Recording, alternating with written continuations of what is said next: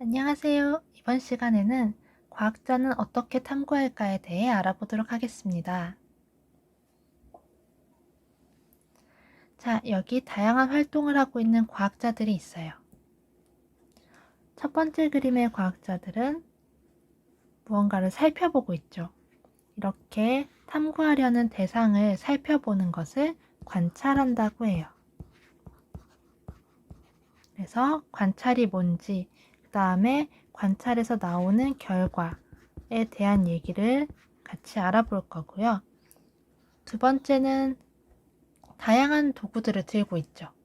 이런 관찰에 사용될 수 있는 다양한 도구들이 있고 어떤 것들이 있는지 몇 가지를 알아볼 거예요. 그리고 세 번째 그림을 보면 뭔가 골똘히 고민하고 있는 과학자들이 있어요. 그래서 과학자들이 생각을 하는데 어떤 일이 일어났는지에 대해 생각하는 것과 앞으로 어떻게 될지에 대해 생각하는 두 가지 종류의 생각하는 활동에 대해 같이 살펴보고 마지막으로 이렇게 관찰하고 생각한 것을 다른 사람들에게 전달해야겠죠. 이런 전달하는 활동을 의사소통이라고 하고 과학적으로 의사소통을 하려면 어떻게 해야 하는지에 대해 알아볼 거예요. 자, 그러면 첫 번째 관찰에 대해서 먼저 살펴볼게요.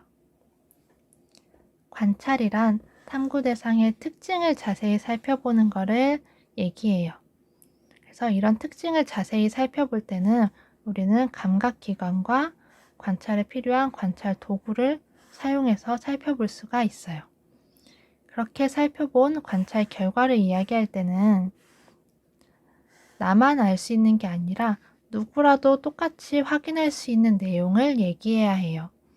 그래서 이런 누구나 확인할 수 있는 내용을 객관적이라고 얘기하죠. 그래서 객관적인 사실만 관찰 결과가 될 수 있고 나만 알 수 있는 내 기분이나 아니면은 과거의 기억 또는 나만의 생각 같은 거는 관찰 결과라고 말할 수가 없어요. 자, 그러면 관찰에 사용되는 감각기관과 관찰 도구에 대해서 하나씩 살펴볼게요. 감각기관에는 5가지가 있어요. 눈, 귀, 코, 입, 그리고 손과 같은 피부가 있어요.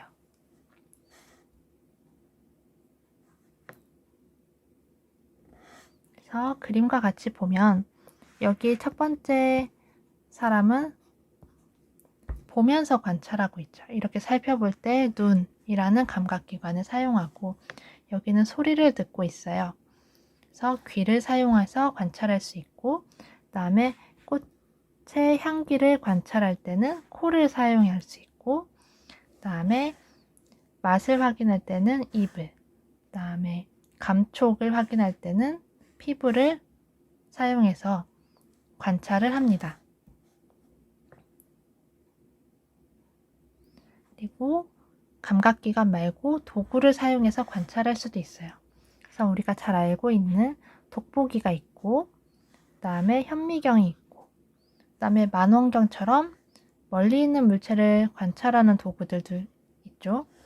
그리고 여기 시계를 가져왔는데 시계는 시간을 재면서 관찰하는 거고 그다음에 자는 길이를 재면서 관찰하는 거죠. 그래서 이렇게 보는 것들도 있지만 시간이나 길이를 재는 관찰 도구들도 있어요.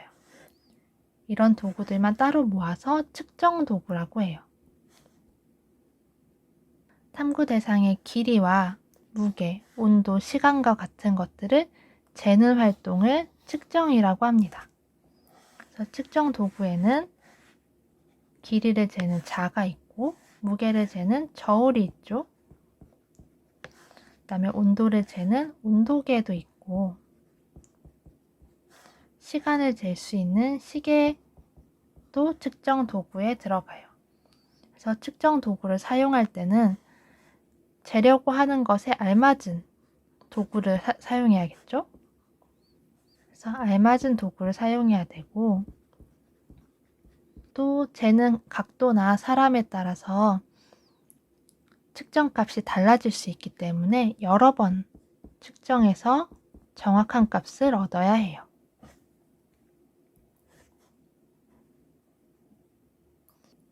관찰에 대해 살펴봤으니까 같이 관찰 활동을 하나 해볼게요. 오리 사진을 하나 가져왔는데 이 사진을 관찰해보고 관찰 결과를 한번 써볼 거예요. 관찰 결과는 아까 앞에서 얘기했듯이 누구나 똑같이 확인할 수 있는 거여야 된다고 그랬죠? 그래서 누구나 확인할 수 있는 내용인지를 잘 생각하면서 살펴보도록 합시다. 자, 그러면 선생님이 관찰한 결과를 하나씩 써볼게요. 관찰 결과에 해당하는지 한번 잘 생각해 봐 주세요. 일단은 봤을 때 부리가 보이네요. 그렇죠? 그래서 노란색 부리를 갖고 있어요. 부리가 있다는 관찰 결과를 얻었어요.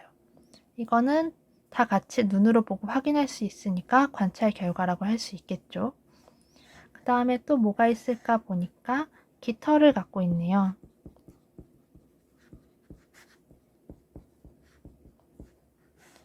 그리고 발을 보니까 발에 물갈퀴도 보이네요. 물갈퀴를 가지고 있어요.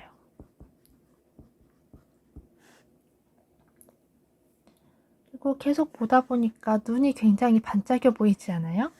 그래서 눈이 예쁘다 라고 생각했어요. 선생님이 지금 생각했다 그랬죠? 눈이 예쁘다라는 말은 누구나 공감한다기보다는 선생님의 생각이에요. 그래서 이거는 관찰 결과라고 할 수가 없겠죠. 그리고 오리를 본 기억이 갑자기 나네요. 그래서 지난주에 오리를 봤어요.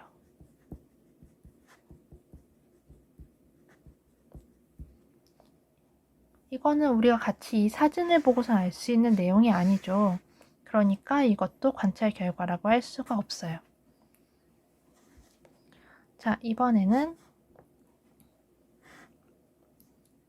4가지 동물을 살펴볼 건데 그냥 보는 게 아니라 공통점과 차이점을 찾아서 묶어볼 거예요.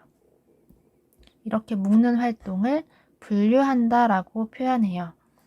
그래서 분류란 탐구 대상의 공통점과 차이점을 찾아 기준에 따라 무리를 짓는 것을 얘기해요.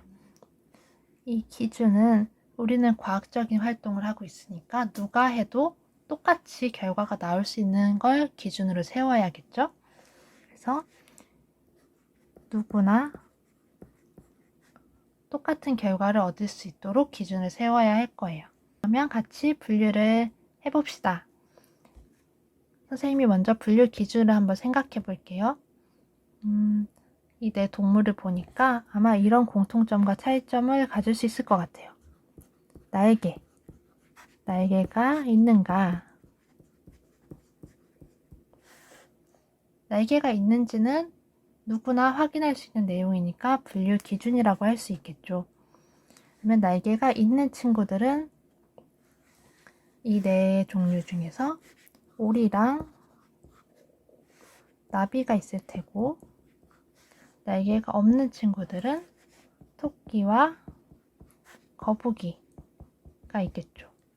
그래서 이렇게 두 개의 무리로 나눠질 수가 있어요. 그러면 하나 더 해볼게요.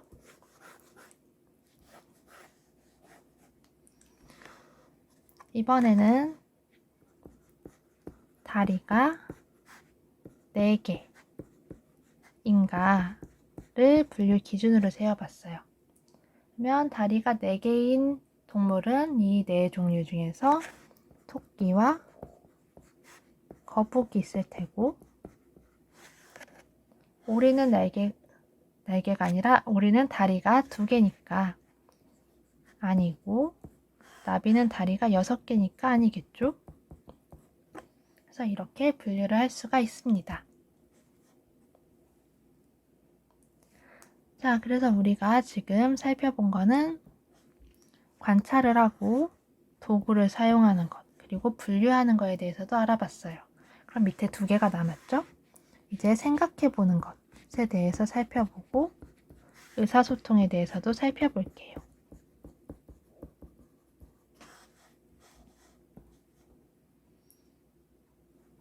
생각할 때는 관찰 결과 이미 알고 있는 것, 경험 등을 바탕으로 생각해 볼 수 있겠죠.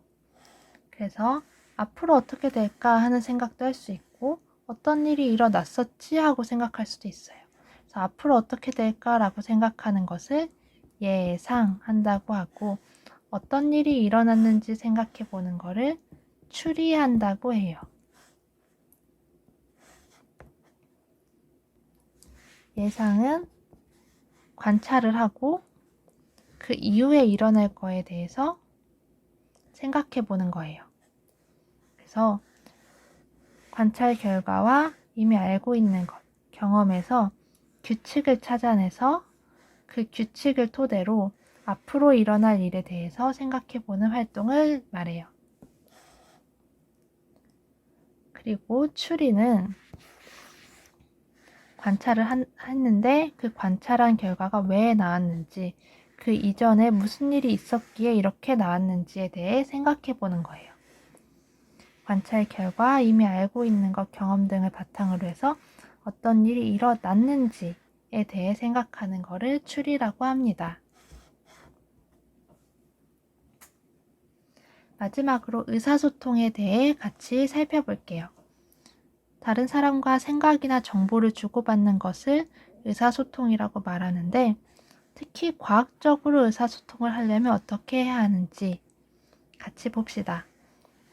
먼저 정확한 용어를 사용해야 하고 간단하고 깔끔하게 설명을 해야겠죠. 그리고 그냥 말로 하는 것도 좋지만 표나 그림 아니면 동작과 같은 다양한 방법을 통해서 내용을 알차게 전달할 수 있을 거예요. 오늘 과학자들이 탐구하는 방법에 대해서 같이 알아봤는데요. 정리해 볼게요. 먼저 과학자들이 어떤 대상을 살펴보는 활동을 관찰한다고 했어요. 그래서 나온 관찰 결과를 말할 때는 누구나 확인할 수 있는 내용으로 얘기를 해야 한다고 했어요. 나의 기분이나 생각은 관찰 결과에 해당하지 않는다고 했지요. 그리고 그 관찰한 내용을 토대로 분류를 할 수 있다고 했어요. 분류는 무리를 짓는 걸 얘기했죠. 관찰을 할 때는 이런 눈과 같은 감각기관을 이용할 수도 있지만 도구를 쓸 수도 있다고 했어요. 그래서 관찰할 때 도구를 사용할 수 있고 도구 중에서도 무언가를 재는 것을 측정 도구라고 했고 측정한다고 표현했어요. 그리고 관찰한 것과 과거의 경험, 알고 있는 것들을 활용해서 앞으로 어떻게 될지 예상을 할 수 있고 또 어떤 일이 일어났었는지 추리를 할 수 있다고 배웠습니다. 그리고 이 모든 내용을 다른 사람들한테 전달하는 활동을 한다고 했어요. 그런 것을 의사소통한다고 하고 과학적으로 의사소통하는 방법에 대해서도 같이 살펴봤습니다. 그러면 오늘 수업은 여기까지이고 모두 수고하셨습니다.